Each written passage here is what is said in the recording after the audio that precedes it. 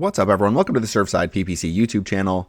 Today I'm going to be going over some marketing strategies for plastic surgeons. So I've had the chance to consult and actually work with a few different plastic surgery practices and currently have a plastic surgery client. So I figured why not create a video about some different ways that we're using to get more patients, get more phone calls. Essentially, the goal is more phone calls. Now I know I have $0 minimum budget to start, but essentially if you really want to rank high, get more leads coming in fast, the quickest way to do it is with Google Ads. So running advertising is always going to be your quickest way to get the phone ringing. But if you're looking for more of the organic, free ways to rank, we'll go over that as well. So getting started, number one is going to be your local SEO, your Google business profile. So part of it is going to be a high converting website. We'll go over in step 5.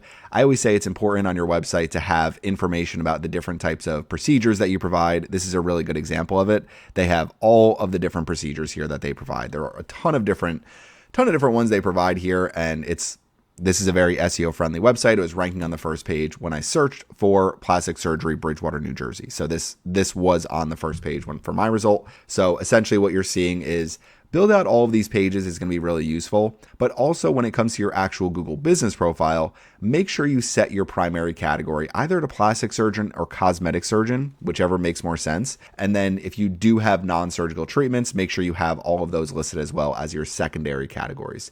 So that's going to be number one. The other thing is going to be just ensuring, we'll go over this in step 3, that your Google business profile stays active. It's one of those where you can do a post once a week. You can do a post twice a week. You can make sure that you're replying to reviews. You're adding new photos, add a video, add before and after pictures. So the more that you're doing on your Google business profile, ultimately the better it's going to be for your practice long term. You don't just want to have a stagnant page there, but ultimately the number one thing is get more reviews coming in, which we'll go over step number 3. So we have here, post to it once a week, a short before and after video, a note about new technology you offer. The other thing to keep in mind is if you're saying, hey, we have this new technology for this procedure that people are searching for, it's going to give you a better chance of ranking in your local market when you are trying to, target certain specific types of procedures. So come down a little bit.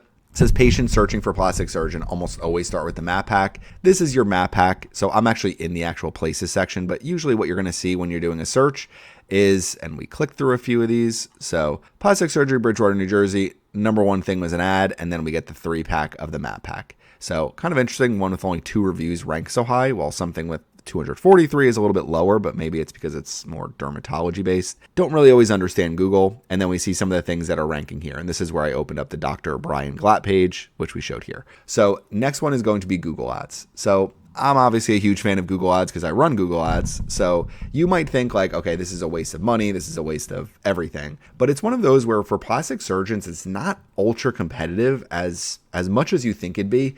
It's funny for some of the industries where it's like, we need leads every single day and people just spend arm and leg for it. For plastic surgeons, there's a lot of upside there. And ultimately, you don't really need to spend a ton of money to be able to get some additional calls, clicks, people, eyeballs essentially looking at your service instead of another one. So here was a quick one I did, plastic surgery near me. This is for my area, and we have Inlet Plastic Surgery, only 1 review. But now they're at the very top here with a sponsored listing, and then they're also here as well. Also, the very top organic result. So probably don't need to advertise, but it's one of those where advertising does put you up here above some of these others, and it gives you a better chance of ranking when somebody is looking for a plastic surgeon. So if you do it I did it for Bridgewater, we got this at the very top. Didn't really get any sponsored results. It's probably just location targeting because I'm not located there, so not overly surprising. If you do searches near you, you're likely to see more ads, especially if you're in a city area or an area with a lot of people. My area, not overly competitive, I'd say, because it's just not a huge market right now. So it's one of those where 5, 10, 15 years from now, maybe there'll be 2, 3, 4 for every single type of doctor or medical practice. And actually running Google Ads makes more sense. So definitely makes more sense running ads in more competitive areas, especially when you have other leading plastic surgeons that you're trying to compete with. Google Ads can be a good way to kind of get up a little bit and get more people looking at your practice. So I'm obviously big fan of Google Ads, and I think it's one of those where it's so measurable that you can track form submission, phone calls 60 seconds or longer, and then actually track, okay, these were people that actually booked a consultation, came and visited, all the way down to a procedure. So it's not one of those where you're going to spend $50 and get a call and somebody comes in and does a procedure, but your cost per procedure, if you're trying to do more procedures, can eventually get better and better when you're running Google Ads, because ultimately what you're trying to find is, okay, if we spend X amount on this, then we're driving more procedures and we can figure out how to get these numbers down. So we're getting more phone calls, more forms, etc. Reviews, online reputation. So this is probably the most important thing, especially for plastic surgeons. It's going to be very hard if you're a, plastic surgery and in the map section and your average review is very low. So if you're looking at some of these and you go to more places, I think this is probably one of those areas that anything not even close to 5.0, you're going to be like, why is this one at a 3.9? That's going to be the number one thing. So you're going to see, okay, what are the lowest reviews? Why is the issue? Okay. And yeah, so sometimes it's one of those where if you're getting bad reviews, it can drastically hurt your business, because ultimately if you're doing plastic surgery, it's a life-changing procedure and it's one where you want something that is going to look as best it possibly can.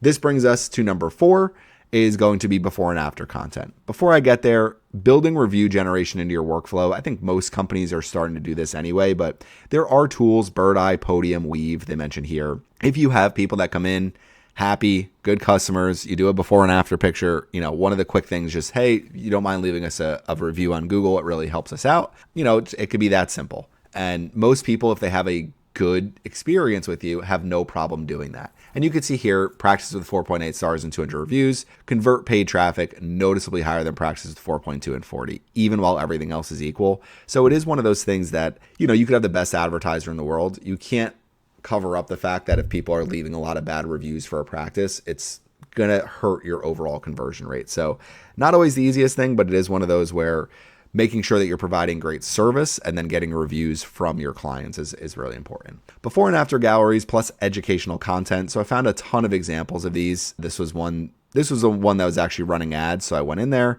facelift before and afters. So this is perfect because basically what you're trying to do is show, hey, this was somebody when they came in and this is them 2 months later, post face. I'm not sure what the entire recovery time is, but essentially using photos are going to build trust, and for people to see, okay, this is what I can expect from this. That's really all you're trying to do there. Brings us right to a high converting website. So this was the example I had for that. We have our address up here at the top. Okay, we know where it is. We have a call today. We can schedule online. Makes it very easy. 135 star reviews, double board certified, fellowship trained, Castle Connolly top doctors. You have all your proof that you need. You have, your badges. You have other people, your word of mouth marketing. You make it easy for people to contact you. You have all of your information that you provide here. So this is a perfect website. It gives you everything that you need, from bill pay to, all the different types of surgical procedures they provide, medical procedures they provide, and you can figure it out very quickly and easily on the website. By the time somebody calls, they're already educated. So creating a high converting website, I can't stress enough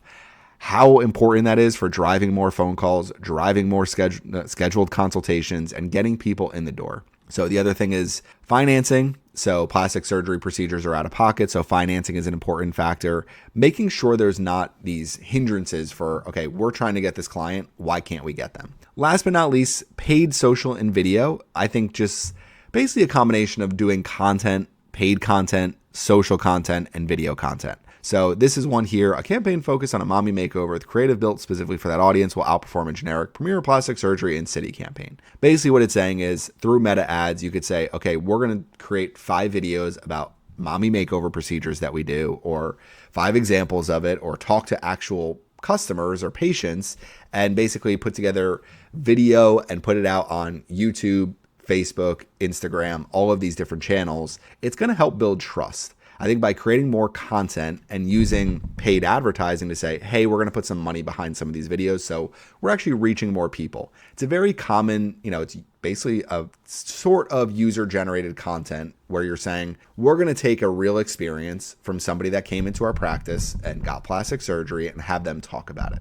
And that, simply doing that and saying, this was my good experience with ABC plastic surgery, and that's all you have to really do to get people to build more trust. Because what's going to happen is when somebody's typing in plastic surgery, Bridgewater, New Jersey, they might open up a bunch of these. They might open up your actual website. They might say, okay, so this one here, it's Matthew Clot, MD, plastic surgery. Okay, well, they have a website as well. Okay, looks like he works with his wife. Enter the website.